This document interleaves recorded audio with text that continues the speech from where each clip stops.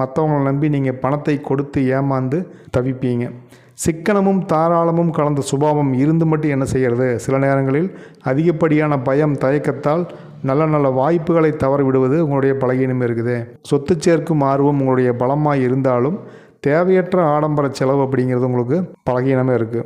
So பொருளாதாரம் சார்ந்து சில ஆலோசனை அப்படின்னு பார்த்தா, ஒரு நிலையான தொகையை பங்குச்சந்தை அல்லது தங்கத்தில் முதலீடு மாதிரி எதிர்கால பாதுகாப்புக்கு ஏதாவது ஒன்றில் நீங்கள் இன்வெஸ்ட்மெண்ட் பண்ணி வைங்க. அதுக்கு உங்களுடைய பிஸ்னஸ் கன்சல்டன்ட் அல்லது உங்கள் பெற்றோர்கள் பெரியவர்களை ஆலோசனை கேட்டு நீங்கள் இன்வெஸ்ட்மெண்ட் பண்ணலாம். மற்றவங்களுக்காக கடன் கையெழுத்து போடுவதையோ பெரிய தொகையை கடனாக கொடுப்பதையோ நீங்கள் முன்னாடி நின்று வாங்கி கொடுப்பதையோ தவிர்க்க வேணும். ரியல் எஸ்டேட் துறையில் உங்களுக்கு நல்ல லாபம் கிடைக்க வாய்ப்பு இருக்குது. ஸோ வியாழக்கிழமைகளில் ஏழை மாணவர்களுக்கு படிப்பு செலவுக்கு உதவுவது அல்லது புதன்கிழமைகளில் பசுவிற்கு அகத்திக்கீரையோ பச்சை புல் அருகம்புல்லை தானமாக தரும்